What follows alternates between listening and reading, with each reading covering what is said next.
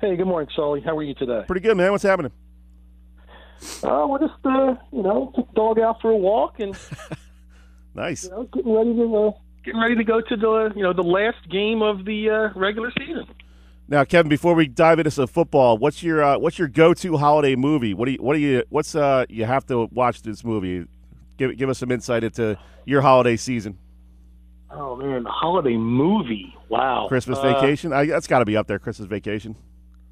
Well, maybe. I mean, it's on probably every other day the rest of for the next month and a half. But I don't know if I'm not. I don't really spend a whole lot of time watching movies, to be honest with you. So we'll probably catch one of the what are they? The Rankin and Bass Christmas specials. One of these Heat Miser or something like that. Oh, yeah. I really don't have a favorite Christmas movie right now. You got the tree up? Are you one of those families right after Thanksgiving, or no? You wait a week or two? No, we're as a matter of fact, all the boxes have been brought down from the attic yesterday. Oh, so that's your weekend, huh? we are about halfway done with the decorations. The tree will probably go up sometime today or tomorrow. Now, how many fights have there been throughout the decorating process? No fights as of yet. But usually there's two arguments. One when the tree is going up. But we do have an artificial tree that I pretty much have the system down now since I've been doing it for so long. Right. That my wife will ride me on a little bit, and then there's always an argument when it comes to the lights. Oh, okay. If there's not an argument when it comes to the lights, something's not right. So we're both gearing up for that. Yeah, there you go. At least you know it's coming. Oh, I know it's coming every year. It's coming every year, but that's okay. We both anticipate that. It's tradition, right? It's more or less, yes. It's more or less become a tradition here at our house that there will be a discussion when it comes to whether the lights are on properly or not. A discussion. I liked how you framed that. There you go. So, what game were you at? You at a game Thanksgiving? Yeah, I went over to Timber Creek and watched the last game, in Devon Leary's career. Nice. And I thought that was, I thought that was kind of appropriate. Plus, it was an early game, but the way that those two guys are throwing the ball around, it made for just a normal 3-hour football game. But Devon has had a tremendous high school career, and everyone's talked about him for the last 2-3 years, and heading off to NC State, for next year. And what amazes me, so I guess to a degree, but people shouldn't be surprised by it, is the humility that the kid has always had. And whether it's a win or a loss, and obviously it's been far more wins than losses, but he's always, been honest and upfront after games, and whether it's a win or a loss, or taking the credit, he never took the credit. I will say he never took credit for very much at all.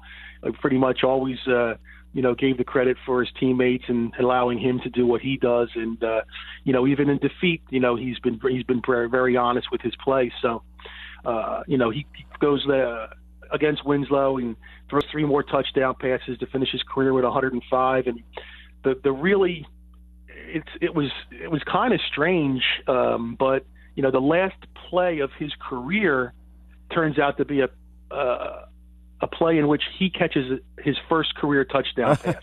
Yeah, I saw that on Twitter on the highlights. It was like kind of a quarterback throwback pass. It was a throwback. He was wide open in the end zone, and it was just a special day.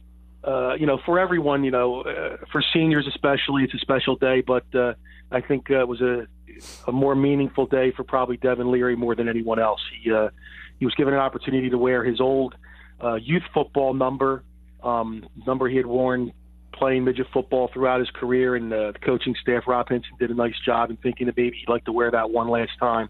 And he wore number 5 for the game, and had another real nice game, threw for 270 yards, and they win that game rather handily. So a real nice career for Devon Leary, and obviously I think one who will go down. Obviously right now he's the most prolific passer in the history of New Jersey football, and will be very, very hard to replace. Yeah, and you mentioned what kind of kid he is, and it's great when these star players have that kind of awareness about them of what they mean to not only their team but their community, and the reporters. They're always so accommodating with their time. If you call them up, on a Tuesday night for a quick interview, they're, hey, yeah, I got a minute here. A lot of kids that I've covered the last couple of years are like that.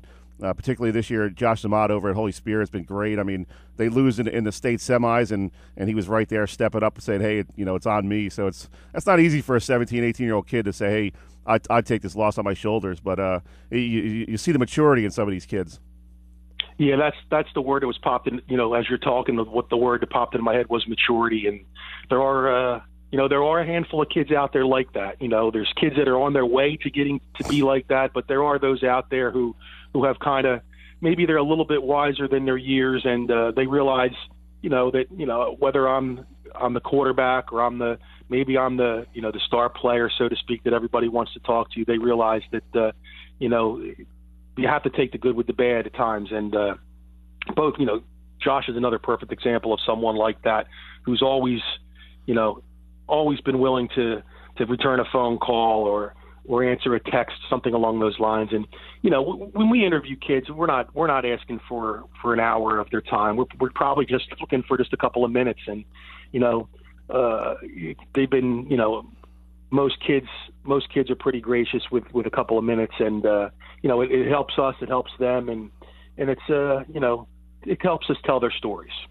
And Quashon Townsell is another guy that comes to mind. We had him on the show earlier today, and I texted him last night. I said, hey, it's like 7:30 at night. Hey, you want to hop on the show tomorrow morning for a couple minutes? He said, yes, sir. What time do you need me? And it literally had to practice about 2 minutes after he got off the phone. So it's kind of neat when these guys are so willing to give their time. And like you said, the people around South Jersey know these kids, so it's cool that they understand that they're a big deal to their school and their team. Right, and we're in essence, we're the messenger. We're trying. They're doing, what they do on the field or in the classroom, whatever it may be, the court, the baseball field, and we're kind of the in-between person to kind of get that information out and kind of tell their stories. So, it's always far more easier when you have kids that will cooperate instead of the kids who, 2 or 3 days later, finally get back to you when it's kind of too late. But like I said, those kids you've mentioned are very classy kids, and have always, it's not even as if they're going out of their way. It's almost like normal business for them to just spend a couple minutes and just have a conversation. So, like I said, it makes everybody's job a lot easier. We're talking with Kevin Minnick of SJVarsity.com, and Kevin, give us some insight into next weekend. Any particular game on your radar? I know the RV Lenape game is going to be a great matchup Saturday at 6 p.m., but a lot of really interesting matchups next week. You were talking to Mike McGarry a little bit about it as I was walking the dog, and it made me start. I don't know why, but I just started thinking about it. Groups 2, 3, 4, and 5 are all rematches of games that have been played this season. Right. And one with Paulsboro and Pensgrove, those two teams did not play, but neither did St. Joe and Mater Dei. But those other 4 games are all rematches, and you look at that, and most coaches will tell you to a man that it's awful tough to beat a team twice in the same season. So, I look forward to all the games, to be honest with you. But if you kind of you look at each one in particular and you kind of break them down, they all have their special qualities. And I think the one game that really kind of jumps out at me is that 5 game with Lenape and RV.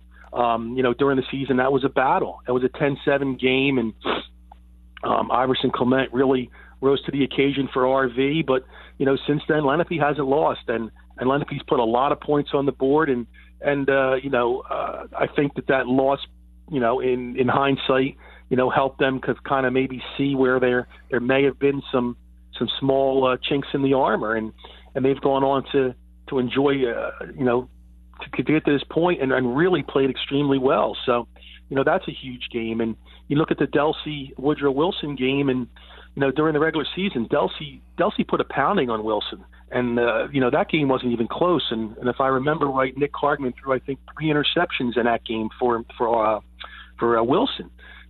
Since then, Wilson hasn't lost. So everybody's these games are significant matchups, and teams are going to be familiar with each other. but each will have its own storyline, and it's what we all point to when the season starts. Who's going to get to Rowan, and obviously there's some very, very good teams playing football next Saturday and Sunday that fans will get an opportunity to come out and see. And the cool thing, Kevin, is each team seems like has, or at least one team in each of these games has something they can really rally around. When you're talking about Delsea and St. Joe, they're kind of, hey, let's get back to our championship ways. When you're looking at Haddonfield, they can kind of say, hey, let's win this championship despite not having a home game all season. Hamilton's kind of that underdog, so there's really kind of a neat rallying cry for a lot of these teams. Yeah, like I said, they all had their story, and Lenape last year got to the Group 4 final and ran into Timber Creek, and they had run the table up to that point. They obviously wanted to get back and show that they were a team to reckon with, and even though they jump up to Group 5, they did that. And RV, I think you have a team where Iverson Clement could use a title to kind of cement his career as one of the best players to ever come out of RV, and clearly one of South Jersey's top players this year. And you mentioned Haddonfield and West Deptford. West Deptford's defending champion. They wanted to get back. They've been a completely different football team than they were a year ago. They've gone through some injuries, but here they are back in the game. And you mentioned Haddonfield, a team that doesn't have a home game all season. Really has to load up the buses with everything that they have each week, and even to a certain point during practices early in the year. And they more than maybe any other team playing on the weekend coming up, battled the injury bug all season. Guys were dropped, starters were dropping for them, with them left and right week after week, and here they are. They've managed to find a way to win the games that they had to win and got back to another championship. So, it's like I said, every team's got its own little story. Every team's got its leaders, and every team. I think you look at the coaches on these teams. These are some of the elite coaches in South Jersey. These are amongst the coaches that are the winningest in South Jersey football. You look at a guy like Glenn Howard at Paulsboro, Clyde Folsom, Sal Marquez, Tim McEnany. Frank Lynn. These are all guys that have been around for a while. Definitely. They're established, and they've won some games. Especially guys like Glenn Howard and Clyde Folsom. They're in the top 2, 3, 4 guys in South Jersey history. So throw in Tim Gushu at Shawnee as well. So Paul Sacco, you've got Paul Sacco. He goes without saying. Yeah. South Jersey's winning its coach. So these guys know what it takes to win games. They'll have their teams prepared for these games, and it's going to be a great weekend. Fans will get an opportunity. If they have the time to do it, to come to see all 3 games each day. Maybe they just want to see their team. Maybe they want to see 2 games, but it's well worth the price of admission. Bring your $5 and your 2 quarters with you, so you can get through the lines pretty quick. And it's always a great weekend at Rowan. They do a great job up there hosting the event, and it's a fantastic way to end the high school football season. Good stuff, Kevin. We got to get to your boy Mark Tribble, but we'll let you get going. We'll dive more into the X's and O's next weekend as we prepare for these state championship games. So enjoy the rest of your weekend and get those lights up on the tree, buddy. Hey, the lights will go up on the tree. Hopefully they're all working. Plug them in first. Try them out. Absolutely. Got to do that. Thanks, Kevin. Appreciate it, man. Have a great weekend. You have a great rest of the weekend, too. Thanks, man. Bye-bye. That was Kevin Minnick of SJVarsity.com. Check out